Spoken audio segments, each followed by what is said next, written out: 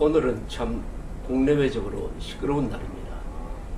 이 노무현 전 대통령의 죽음으로 조성된 아주 침통한 분위기를 기다렸다는 듯이 김정일 정권이 두 번째 핵실험을 했습니다.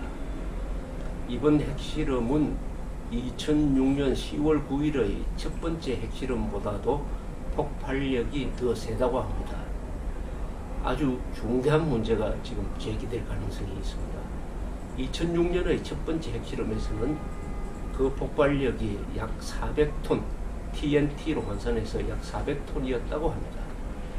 원래 히로시마에 떨어진 이 핵폭탄의 위력은 TNT로 환산해서 약 15,000톤 되었습니다. 그리하여 2006년의 핵실험은 사실상 실패한 핵실험이다, 이렇게 전문가들은 보고 있었습니다. 그리하여 북한 정권의 핵개발 기술은 아직은 핵폭탄을 만들 수준은 못 된다라는 평가가 많았습니다. 그런데 이번에 만약 핵폭발력이 10,000톤에 육박한다고 확인이 된다면 이것은 근본적으로 북핵 문제의 질적 변화가 일어나게 됩니다. 만약 그렇게 되면은 북한 정권은 핵폭탄을 가지게 되었다는 뜻이 되는 것입니다. 내일이라도 쓸 수 있는 핵폭탄을 보유하게 되었다는 뜻이 됩니다. 이렇게 되면은 남북한의 전략이 근본적으로 바뀌게 됩니다. 간단하게 말씀드리면은 임진왜란 때 왜군은 조총을 가지고 있었습니다. 조선군은 활밖에 없었습니다. 이런 관계가 되는 것입니다. 핵무기를 가진 군대와 핵무기를 갖지 않는 군대는 조총을 가진 군대와 활을 가진 군대의 차이와 똑같습니다. 근데 이런 일이 벌어질 수가 있습니다. 서해에서 도발을 합니다. 북한군이.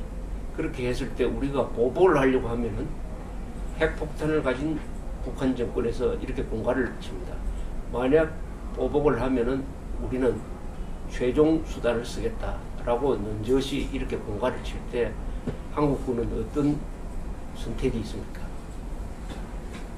아마 얻어맞는 쪽을 택하고 확전할 용기를 잃게 될 가능성이 많습니다. 이렇게 되면은 한국은 핵무장한 북한을 인질이 되고 수시로 뜯어먹히게 되는 것입니다.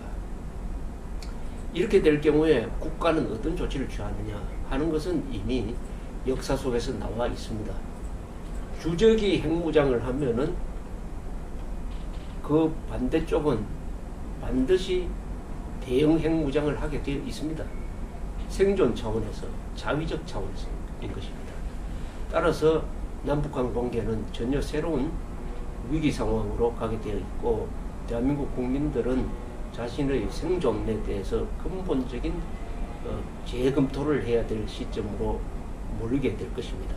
그래서 이번 핵실험에서 가장 중요한 것은 폭발력이 어느 정도 나오느냐 하는 데 대한 전문가들의 의견이 앞으로의 대응에 결정적인 방향을 제시할 것이라고 생각을 합니다. 또 하나는 중국의 문제입니다.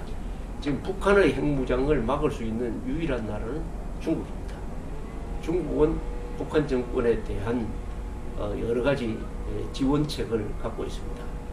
첫째는 석유, 그리고 각종 상품들, 그리고 이 동맹국으로서의 군사적 지원, 이런 고삐를 갖고 있는 중국입니다.